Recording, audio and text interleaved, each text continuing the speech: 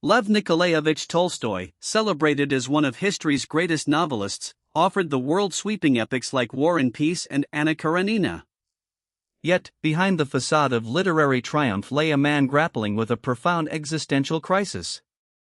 As biographers such as Rosamund Bartlett note, despite immense fame and fortune, Tolstoy found himself confronting life's most fundamental question: what is the meaning of it all?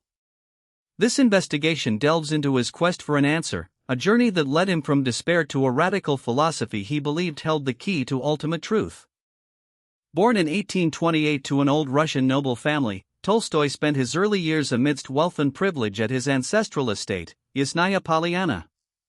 Early accounts, including his own memoirs, paint a picture of a youthful life marked by indulgences, gambling, and a general lack of serious purpose. He pursued studies in law and Oriental languages at Kazan University, but his academic career was, by his own admission, unremarkable. This early period, however, would later starkly contrast with the austere life he would come to advocate. Tolstoy's path took an unexpected turn in his mid-20s when he joined the army, serving in the Crimean War.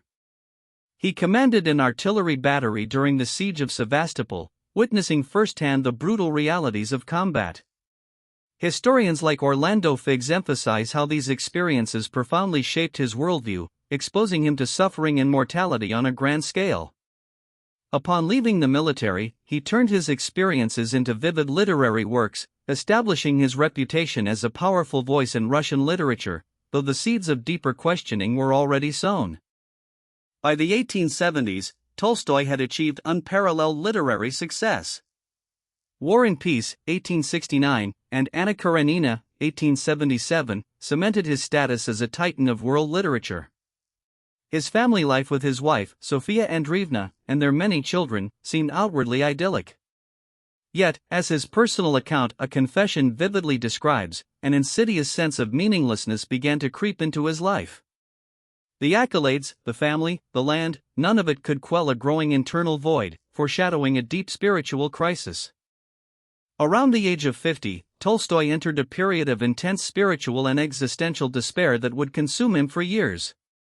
According to his own detailed writings in A Confession, he describes a pervasive feeling of arrested life, where all activity and purpose seemed futile. He questioned the very essence of human existence, pondering why anyone should live if death inevitably renders all achievements meaningless. This profound crisis was not a momentary melancholy, but a deep, debilitating internal struggle. Tolstoy's crisis was rooted in the inescapable reality of mortality. He articulated a core dilemma: every human endeavor, every personal achievement, every great work of art, and even the existence of humanity itself, would ultimately be obliterated by death. For a man who had created literary worlds and garnered global admiration, this realization was paralyzing. As he wrote, "My life came to a standstill." This wasn't a philosophical exercise but a visceral terror at the apparent meaninglessness of existence. The depth of Tolstoy's despair was so profound that it led him to contemplate suicide. In A Confession, he chillingly describes hiding ropes and refraining from hunting so as not to be tempted by a gun, fearful that he might take his own life. Biographers like A.N. Wilson confirm the sincerity of these fears, emphasizing that this was not a dramatic flourish but a genuine struggle with the urge to escape his suffering. His inner turmoil was reaching its breaking point. In his desperate search for answers, Tolstoy turned to intellectual pursuits, studying philosophy, science, and the wisdom traditions of the East. He sought guidance from scholars, theologians, and scientists of his time. However, as he meticulously documented, he found their explanations unsatisfying. Philosophy offered only abstract reasoning, science provided facts without meaning, and traditional religion seemed mired in dogma. He concluded that the educated elite had no real answers to his core question about life's purpose. Frustrated by the intellectual class, Tolstoy began to observe the simple faith and quiet endurance of the Russian peasantry. He noticed that despite lives of hardship and toil, these common people seemed to possess a deep, unquestioning understanding of life's purpose that eluded him. Biographers often cite this period as a turning point, where Tolstoy started to look beyond his own privileged sphere for genuine wisdom, finding a stark contrast to his own educated despair. Tolstoy concluded that the meaning of life was not to be found through rational inquiry or intellectual debate, but through faith. Not a blind acceptance of dogma, but a profound, simple trust in life's inherent goodness, as exemplified by the peasants. He wrote that these people had a knowledge of the meaning of life, and that I had not. This realization was a revelation, marking the beginning of his own spiritual awakening and a fundamental shift in his philosophical direction. Tolstoy then embarked on a radical reinterpretation of Christian teachings, stripping away centuries of dogma, miracles, and church hierarchy. He believed that the true message of Christ lay in simple ethical principles, particularly the Sermon on the Mount. As scholars of Tolstoy's religious philosophy explain, he focused on the core tenets of love, compassion, humility, and non-resistance to evil, rejecting supernatural elements as later corruptions that obscured the practical wisdom of Jesus. This new understanding formed the foundation of what would become known as Tolstoyism. Its central tenets included non-resistance to evil by force, advocating instead for moral persuasion and love. He championed simple living, manual labor, and vegetarianism, believing they fostered humility and connection to the natural world. According to scholars of his philosophy, Tolstoy viewed these practices not as mere asceticism, but as essential components for a life lived in accordance with divine will and genuine human meaning. Perhaps the most controversial aspect of Tolstoyism was his doctrine of non-resistance to evil by force. He interpreted Christ's words in Matthew 5 verse 39, "But I say unto you, that ye resist not evil," as a literal commandment to never use violence, even in self-defense or in the face of aggression. This principle, as described in his work The Kingdom of God is Within You, extended to the rejection of all state authority in military service, putting him at odds with both secular powers and the Orthodox Church. Tolstoy also advocated for radical asceticism and the renunciation of private property. He felt that wealth and material possessions alienated individuals from true spiritual life and created societal inequality. He famously started dressing in peasant clothes, performing manual labor, and sought to give away his vast estate and copyrights, much to the consternation of his family. This was not merely a symbolic gesture, but an earnest attempt to live out his newly found philosophy. Tolstoy's radical philosophical shift created immense tension within his family, particularly with his wife, Sofia Andreevna. While she initially supported his literary endeavors, she found his increasing asceticism and desire to renounce all property and copyrights utterly impractical and threatening to their children's future. Biographers like Alexandra Popov detail Sofia's struggle to manage the estate, raise their children, and preserve his literary legacy while her husband denounced the very things that provided for them. His later work shifted dramatically from fictional narratives to philosophical treatises. The Kingdom of God is Within You, 1894, is considered a cornerstone of his Christian anarchist philosophy, articulating his views on nonviolence and the rejection of state power. Other works, like What I Believe, 1884, and The Gospel in Brief, 1881, systematically laid out his radical reinterpretation of Christian ethics, solidifying his role not just as a novelist, but as a moral philosopher and spiritual leader.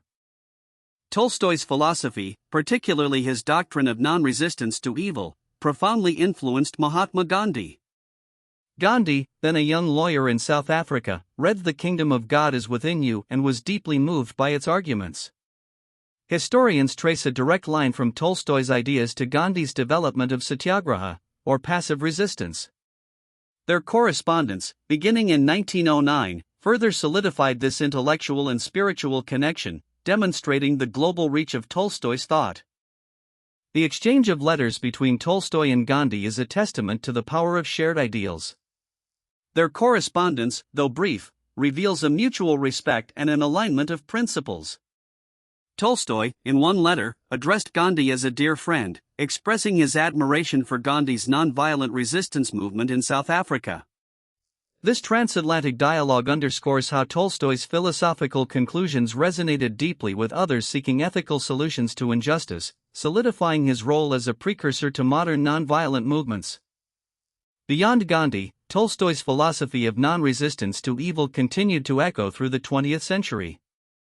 Scholars widely acknowledge his indirect influence on leaders like Martin Luther King Jr., whose civil rights movement adopted similar principles of peaceful protest and civil disobedience. The core idea, that moral force can overcome physical might, became a powerful tool for social change globally. Tolstoy's solution to life's meaning, therefore, had profound practical implications for human rights and justice movements. Back at Yasnaya Polyana, Tolstoy attempted to live according to his increasingly radical beliefs. He spent hours working in the fields alongside peasants, made his own shoes, and often tried to distribute his earnings. This physical labor and simple lifestyle were, for him, integral to a meaningful existence. Yet, as biographers like Henri Troyat illustrate, his efforts were often met with skepticism, sometimes even ridicule, by those around him, who saw a wealthy count playing at being a peasant. Tolstoy's ideas attracted followers, leading to the formation of Tolstoyan colonies in communities both within Russia and abroad. These adherents sought to live by his principles of simple living, vegetarianism, nonviolence, and communal labor. While many of these experiments were short-lived, they demonstrated the powerful appeal of his vision for a morally pure and socially just society. The movement provided a tangible manifestation of the philosophical solutions he had arrived at. Despite his efforts, Tolstoy remained deeply conflicted. His desire for asceticism clashed with the needs of his large family and the realities of running a grand estate. His wife, Sophia, meticulously managed their affairs and preserved his manuscripts, convinced that his radical ideas would bankrupt them.